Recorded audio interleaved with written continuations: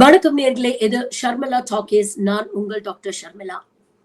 மோடி பேசின பேச்சுக்கு தரமான ஒரு பதிலடிய இன்னைக்கு காங்கிரஸ் தலைவர் பிரியங்கா காந்தி கொடுத்திருக்கிறாங்க.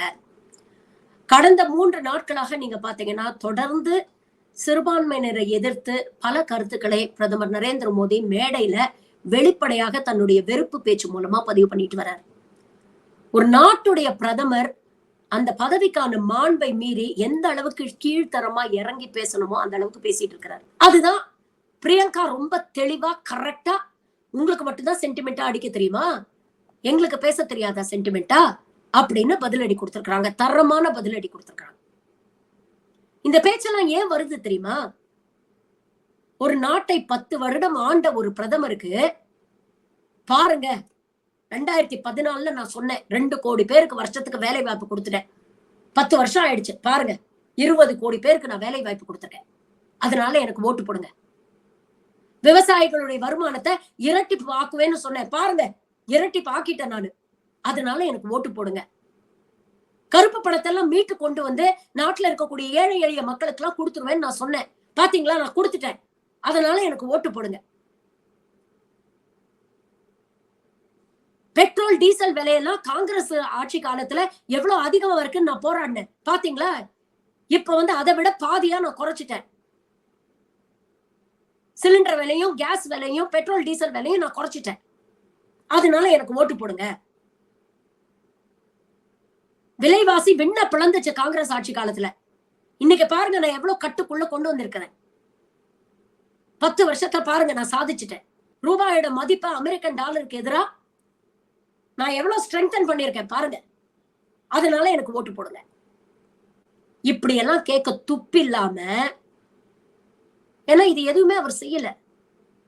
மோடிக்கு கேரண்டின்னு சொன்னது எல்லாமே எம்டி ப்ராமிசஸா தான் இருந்திருக்கு. இதெல்லாம் பேசி தேர்தல்ல வாக்கு கேட்க துப்பு இல்லாம தான் இது போன்ற சென்டிமெண்டல் அட்டாக்ல இறங்குறாரு.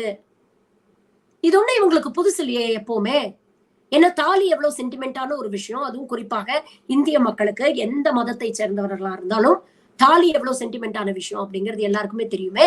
ஐயோ பாத்தீங்களா, உங்க தாலிக்கு ஆபத்து அப்படின்னு சொல்லி ஒரு கற்பனை வில்லனாக காங்கிரஸையும் இஸ்லாமியர்களையும் நிறுத்த வேண்டியது. இதுல எல்லாம் உங்களை காப்பாற்றக்கூடிய ஒரே ஆபத் பாந்தவர், ஒரே தேவதூதர் மோடி தான் அப்படின்னு சொல்லி உங்களை மூளைச்சலவை செய்ய வேண்டியது. இதுக்கான முயற்சியில தான் மோடி இறங்கி இருக்கிறார். ஆனா பிரியங்கா ரொம்ப தெளிவா நாக்க புடிக்கிற மாதிரி 4 கேள்வி கேட்டிருக்கிறாங்க. 60 வருஷம் காங்கிரஸ் ஆட்சியில இருந்தது அப்படின்னு சொல்றீங்கல்ல, இந்த 60 வருஷத்துல யாராவது ஒருத்தர் கிட்டையாவது இந்துக்கள் கிட்ட தாலியை பிடிங்கி நாங்க இஸ்லாமியர்களுக்கு கொடுத்துருக்கிறோமா, இல்ல இந்துக்களோட சொத்தை பிடிங்கி இஸ்லாமியர்களுக்கு கொடுத்துருக்கோமா? எங்கேயாவது ஒரு கேஸ் சொல்லுங்க பாக்கலாம் அப்படிங்கிற கேள்வி கேட்டிருக்கிறாங்க. விவசாயிகள் போராட்டம் போது கிட்டத்தட்ட 600 விவசாயிகளை கொன்று குவிச்சிங்களே, ஈவு இறக்குமே இல்லாம டிராக்டரை ஏத்தி கொன்னீங்களே, எத்தனை இந்து பெண்களுடைய தாலியை நீங்க அறுத்து இருக்கிறீங்க? அத பத்தி பேசலாமா அப்படின்னு கேள்வி கேட்டிருக்காங்க.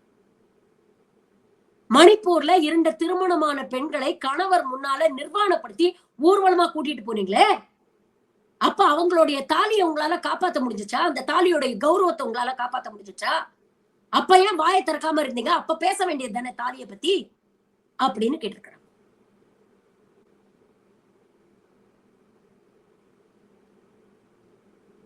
ஆயிரத்தி 1962 இந்தோ சைனா வார் நடக்கும் பொழுது தேசிய பாதுகாப்பு நிதிக்காக என்னுடைய பாட்டி இந்திரா காந்தி தன்னுடைய நகை எல்லாத்தையும் தாலி உட்பட கழட்டி கொடுத்தாங்க. அப்படிப்பட்ட பாரம்பரியத்துல எங்களை பார்த்து சொல்றீங்க தாலியை பிடுங்கி நாங்க இன்னொருத்தருக்கு கொடுத்துருவோம்னு சொல்றீங்களே, உங்களுக்கு எல்லாம் வெக்கமா இல்லையா அப்படின்னு கேட்டிருக்கிறாங்க. எங்க அம்மா இந்த நாட்டுக்காக தன்னுடைய தாலியை இழந்தவர். ஆனா அதுக்காக இந்த நாடு மேலேயோ இல்ல இங்க இருக்கக்கூடிய மக்கள் மேலேயோ எங்க அம்மா வன்மத்தை உமிழல. மீண்டும் தன் பிள்ளைகளை கொண்டு களத்துல நிறுத்தி இருக்கிறாங்க. நீங்களே யோசிச்சு பாருங்க, ஒரு குடும்பம், அந்த குடும்பத்தை சார்ந்த 2 பிரதமர்களை அவங்க நாட்டுக்காக உயிர் தியாகம் பண்ணியிருக்கிறாங்க. அது அந்த சிச்சுவேஷன்ஸ்குள்ள நாம போக வேண்டாம். ஒரு குடும்பத்துல இருந்து 2 பேரை இழந்திருக்கிறாங்க. சோனியா காந்தி நினைச்சா என்ன பண்ணிருக்கலாம்? அவங்களுக்கு இல்லாத சொத்தா, அவங்களுக்கு இல்லாத வருமானமா? ஏற்கனவே 2 உசுறு போயிடுச்சு. என் புருஷனை நான் பறி கொடுத்திருக்கேன், எதுக்கு என் பிள்ளைங்களும் கொண்டு இங்க நிப்பாட்டணும்? நாம எங்கேயாவது வெளியூருக்கு போயிடலாம், எங்கேயாவது போய் நிம்மதியா இருந்திருக்கலாம், பிள்ளைங்களை கூட்டிட்டு போறதுக்கு அவங்களுக்கு எவ்வளவு நேரம் ஆயிருக்கும்.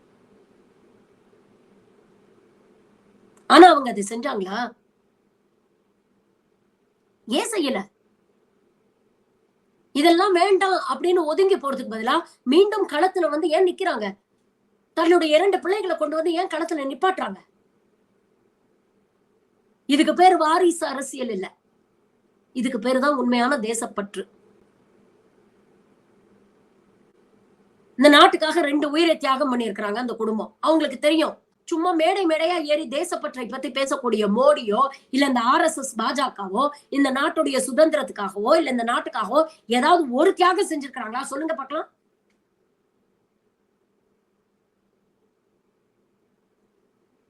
இப்படி 2 உயிர்களை இழந்துட்டு கூட எந்த ஒரு தேர்தல் மேடையிலும் ராகுலோ பிரியங்காவோ பாருங்க நாட்டுக்காக எங்களோட குடும்பத்துல இருந்து ஒரு உசுரை நாங்க இழந்திருக்கிறோம், அதுக்காக எங்களுக்கு ஓட்டு போடுங்கன்னு இன்ன தேதி வரைக்கும் அவங்க கேட்டது இல்லைங்க. அதுதான் சுயமரியாதை. ஆனா இவரு பாருங்க, காங்கிரஸ் என்ன 95 தடவை திட்டாங்க, அதனால எனக்கு ஓட்டு போடுங்க. காங்கிரஸ் என்ன கேவலப்படுத்துறாங்க, அதனால எனக்கு ஓட்டு போடுங்க. காங்கிரஸ்னால என் உயிருக்கு ஆபத்து, அதனால எனக்கு ஓட்டு போடுங்க. காங்கிரசும் வெளிநாட்டு தலைவர்களும் சேர்ந்து சதி பண்ணி என்னை இறக்கணும்னு நினைக்கிறாங்க, அதனால எனக்கு ஓட்டு போடுங்க.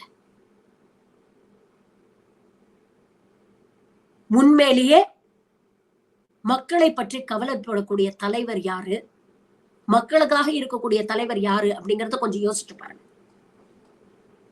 நான் ஒரு ஏழைத்தாயின் மகன் வாய்க்கு வாய் சொல்றாரு.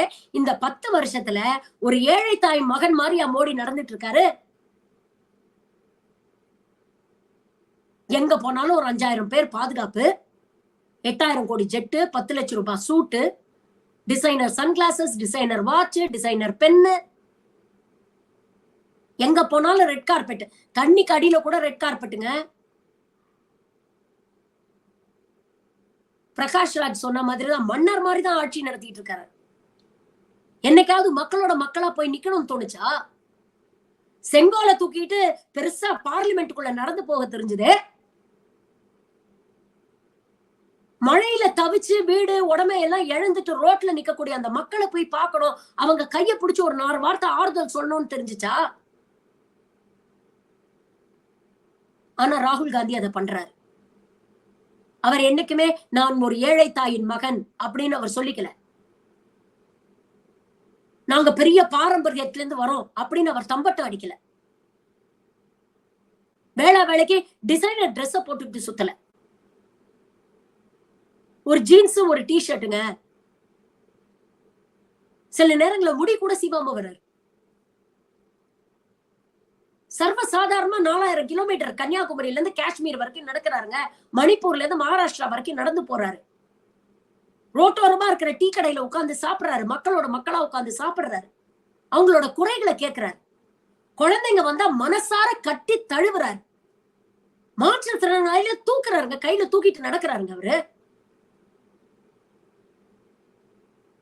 எந்த ஒரு இடத்திலுமே நான் ஒரு வசதியான குடும்பத்தை சேர்ந்தவன் அப்படின்னு என்னைக்காவது தன்னை வந்து முன்னிறுத்தி இருக்கிறாரா ராகுல் காந்தி?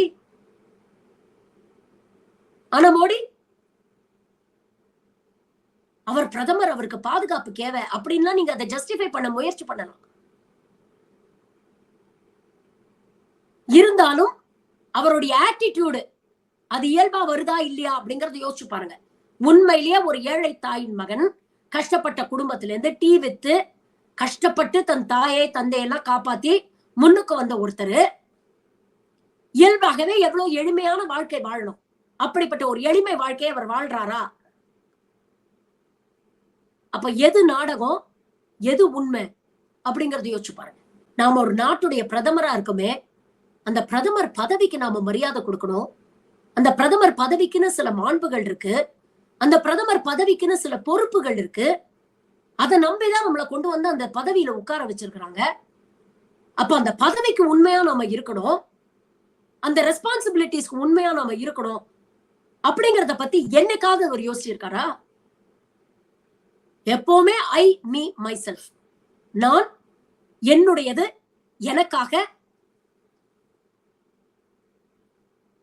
இப்படி ஒரு தனி மனிதன் மோடியை சுத்தி தான் இவனுடைய அரசியல் இருக்கு. ஒரு மக்களுக்கான தலைவரா அவர் என்னைக்குமே இருந்ததில்லை. இப்படிப்பட்ட ஒரு செல்பிஷ்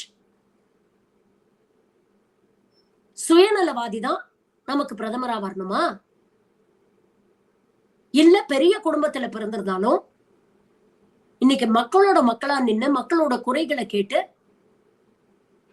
இதெல்லாம் தீர்க்கறதுக்கு நான் முயற்சி பண்றேன், எனக்கு ஒரு வாய்ப்பு கொடுங்க அப்படின்னு சின்சியரா கேட்கிறாரு ஒருத்தர். அவர் நாட்டுடைய பிரதமரா வரணும்.